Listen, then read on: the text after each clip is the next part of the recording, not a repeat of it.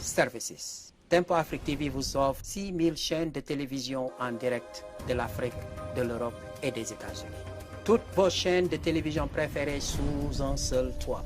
Pour des informations, appelez le numéro suivant +1 612 804 02 95 ou allez sur notre site web tempoafrique.com. Achetez maintenant $193 pour toute l'année, plus l'expédition et le TV Box.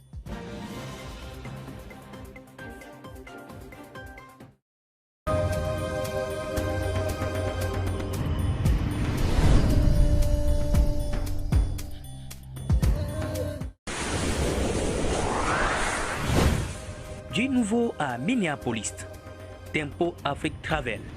Vous voulez voyager? Achetez vos billets d'avion à l'agent de voyage Tempo Afrique Travel. Avec l'agent de voyage Tempo Afrique Travel, pas de problème de connexion, pas de problème de transfert de vol. Avec l'agent de voyage Tempo Afrique Travel, c'est le voyage en toute tranquillité, en toute beauté, de votre maison jusqu'à votre destination. Votre satisfaction est notre plaisir. Chers amis téléspectateurs, téléspectatrices, bon après-midi chez vous.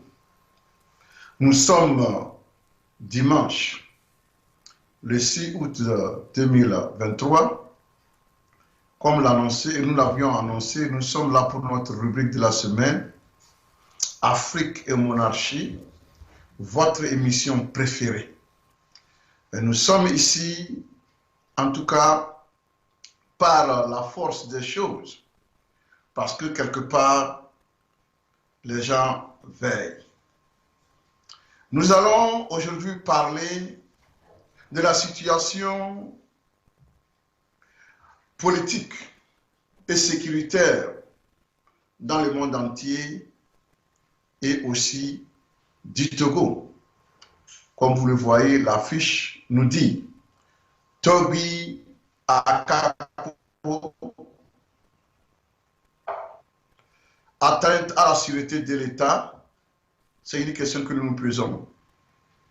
Et nous ajoutons et le reste des Togolais. Nous allons vous expliquer le titre avant de commencer l'émission. Mais avant de décortiquer notre thème concernant le Togo, nous avons voulu faire un tour, n'est-ce pas, dans le monde entier. Nous allons parler de la situation du Niger, parce que c'est cette situation qui est plus pressante maintenant, plus urgente, puisque selon les dires de la ministre des Affaires étrangères de la République française, l'ultimatum lancé par la France à travers la CEDEAO aux nouvelles autorités nigériennes, n'est-ce pas, expire aujourd'hui. Et donc, la France est prête à intervenir, à commencer par attaquer le Niger, en tout cas sous le couvert de la CEDEAO. Ce qui est navrant ici, c'est qu'on n'a même pas encore fait 2 décennies quand un autre président français détraqué, mental, a détruit la Libye, sous prétexte que la Libye de Kadhafi ou le colonel Kadhafi était en train de maltraiter ses citoyens. Aujourd'hui, la Libye, les Libyens vivent le calvaire qu'ils n'ont jamais vécu. Pourtant, ce détraqué est encore libre en France. Il se promène librement. Nous voyons encore cela en train d'être réédité par un autre qui s'appelle Macron cette fois-ci, qui veut coûte que coûte détruire le Niger. Parce que la France, c'est la politique de la terre brûlée. Si elle ne peut pas en bénéficier, ou bien si elle ne peut plus en bénéficier, il faut tout brûler. Comme chez nous on dit, si la perdrix ne peut pas manger, il faut transformer tout en sable. C'est-à-dire qu'il faut mélanger la nourriture et le sable, la rendre n'est-ce pas, impossible à manger. Vous vous souvenez, lorsque le général Ahmed Sékou Touré a dit les yeux dans les yeux au général de Gaulle, sans complexe, que nous préférons la liberté et la pauvreté dans la liberté à l'opulence dans l'esclavage, pour sceller le sort, n'est-ce pas, de la colonisation française en Guinée, de Gaulle n'a pas dormi cette nuit-là. Il a passé des heures creuses. Il a passé une insomnie qui ne dit pas son nom. La réaction de Gaulle, c'était de détruire tout ce que la France a fait en Guinée, y compris la bibliothèque. La France a brûlé. Comme quoi, il ne faut rien laisser à ces gens-là. Lorsque le Niger, sous, n'est-ce pas, le coup de ce coup d'État, exprime sa volonté de s'affranchir totalement de la domination incroyable, de l'exploitation, du pillage systématique des richesses, notamment l'uranium et le pétrole qui vient d'être découvert au Niger, la France de Macron a un plan. Il faut tout saccager, il faut tout détruire pour que même si la France quittait, que le Niger ne puisse pas s'en servir. Voilà la politique de la France. La terre brûlée. Si on ne peut pas en faire usage, il faut rendre ça, il faut rendre l'usage impossible à ceux-là qui doivent rester là-bas ou bien aux propriétaires. Donc c'est la politique que Macron vise aujourd'hui. Parce que le Niger a dit, France, va chez toi. Macron dit, nous allons vous montrer. Sinon, pourquoi c'est la ministre des Affaires étrangères de la France qui va réitérer l'ultimatum? C'est que ces gens-là, le gouvernement français et son Macron, c'est comme si ces gens-là, ils ne sont même pas intelligents. Ils manquent d'intelligence. Parce qu'à chaque fois qu'ils font un plan, n'est-ce pas, en cachette, ils finiront par venir le dévoiler. Dans le cas du Mali, la France a mis la CEDEAO devant. Si elle était restée là, pour que la CEDEAO fasse sa basse besogne sans problème, non.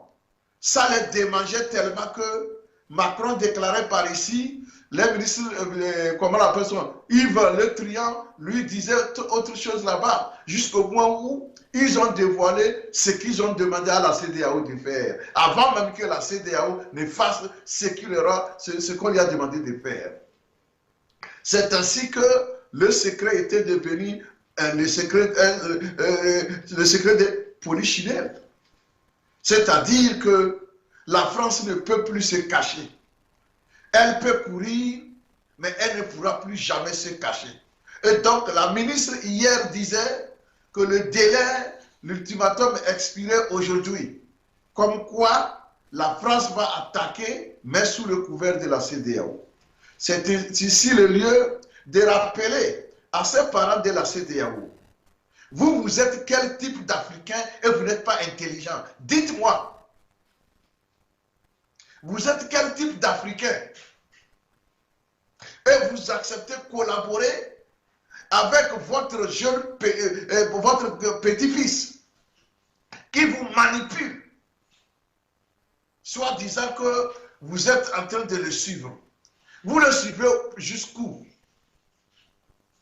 Vous allez accepter qu'on utilise votre nom, votre organisation pour faire la guerre à un des fondateurs de cette organisation.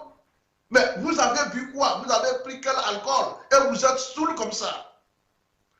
Parce que moi, je pense que vous n'êtes pas normal. Je pense que un à un, quand on vous prend, vous avez perdu la raison. Sous le coup peut-être de l'alcool. Sinon, comment se fait que des gens intelligents comme vous puissiez accepter qu'un bébé vous manipule jusqu'à ce point? Il nous dit, la vidéo la fois passée d'un Français nous a clairement dit que la France ne peut pas quitter le Niger, la France ne doit pas quitter le Niger parce que l'uranium est là-bas.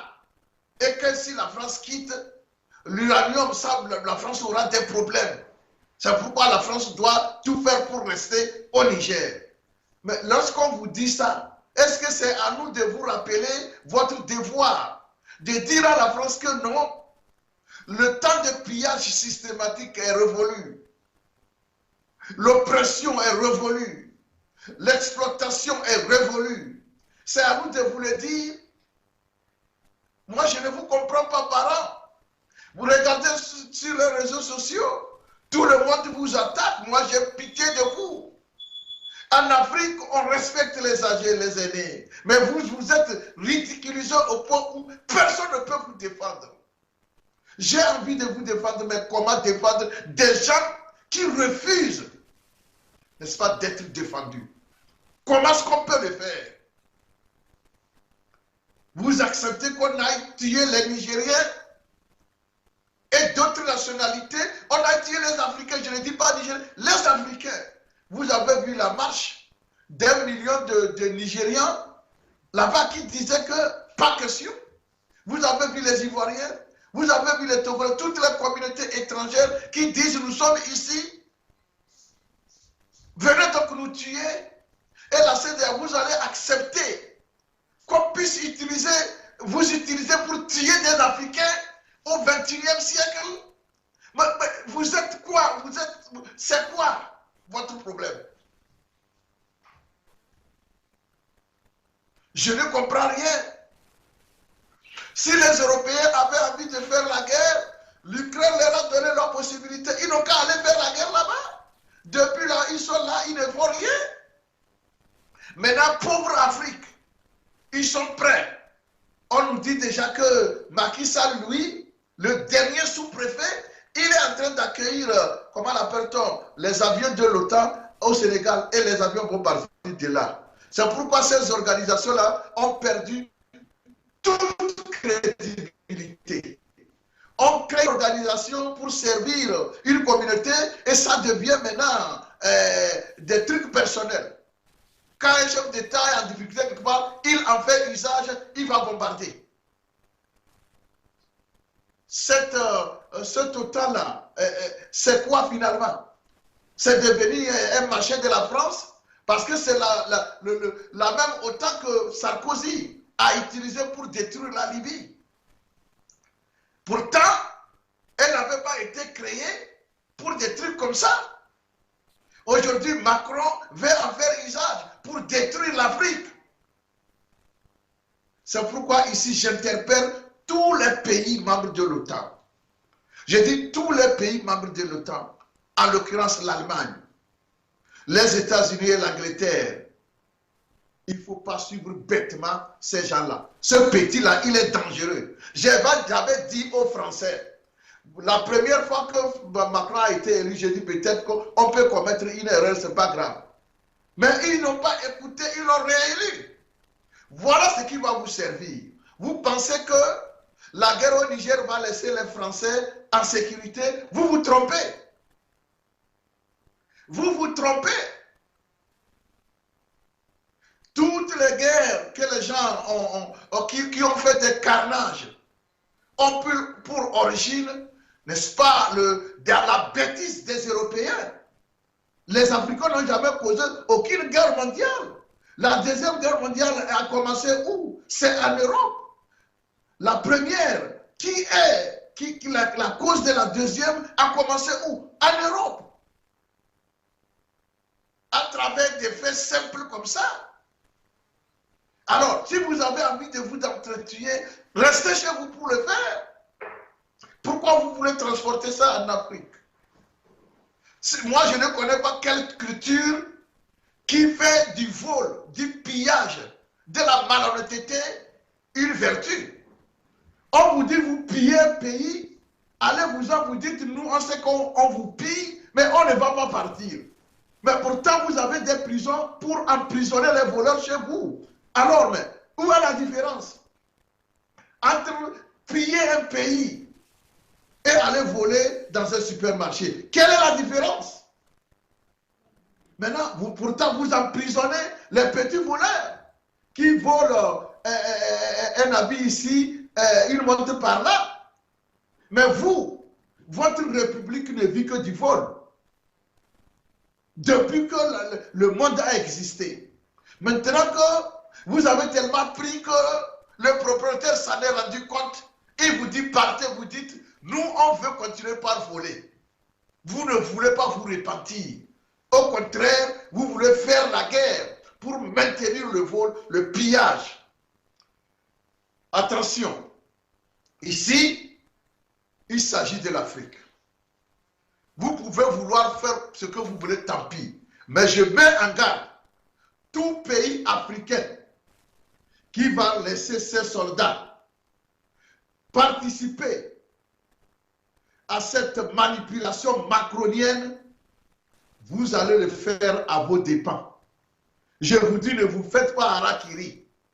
Soyez, restez loin de cette entreprise périlleuse. Parce que Macron ne sait pas ce qu'il fait. Lui-même, les Français ne le comprennent pas.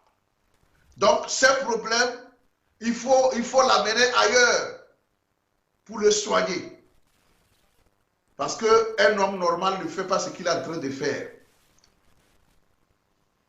Donc, les Français, c'est à eux d'aller soigner leur président. Au lieu de prendre cette folie-là, cet handicap-là, pour venir détruire l'Afrique, nous demandons aux Français de l'amener, de l'interner pour le soigner. Et de laisser l'Afrique en paix. C'est tout ce que nous demandons. Après ce coup de gueule, donc, je vais m'attaquer au Togo. Malik, je vais maintenant changer de vitesse. Je vais au Togo. Je voudrais que ce message-là soit, en tout cas, soustrait et envoyé partout. Parce que les Africains ne vont pas accepter que l'OTAN vienne transformer l'Afrique en poudrière. Nous n'allons jamais accepter ça. Alors, il faut arrêter ça. Les ultimatums que vous donnez là, c'est bête. Laissez tomber. Donc, vous allez là-bas dans quel but? Vous allez massacrer, et même celui-là que vous voulez protéger. Vous pensez que Bazoum va sortir vivant si vous commencez par bombarder? C'est là où vous êtes fou. On ne fait pas la guerre comme ça. Non. Bazoum ne va pas s'en sortir vivant. Alors, après vos bombardements, qui vous allez placer? Puisque vous demandez le retour de Bazoum, je vais vous dire une seule chose. Si vous êtes intelligent, tournez la page Bazoum. Proposez autre chose aux militaires. Genre, retour à la légalité constitutionnelle, et vous allez négocier, même pas avec Bazoum. Parce que si vous étiez intelligent, vous auriez su que, à l'heure où nous parlons, ce n'est plus possible la cohabitation entre l'armée nigérienne et Bazoum. C'est fini. La confiance est rompue. Quel que soit ce que vous ferez, même si aujourd'hui on ramenait Bazoum au pouvoir, il ne pourra pas gouverner. Alors écartez le cas Bazoum. Alors nous allons négocier. Voilà ce que je propose. Ne parlez plus de Bazoum. C'est ainsi que nous allons demander aux militaires aussi d'accepter de négocier une alternative crédible. C'est-à-dire celle qui ne va plus, n'est-ce pas, mettre des gens qui ne pourront plus travailler ensemble, les forcer à être ensemble. Ce n'est plus possible, c'est fini.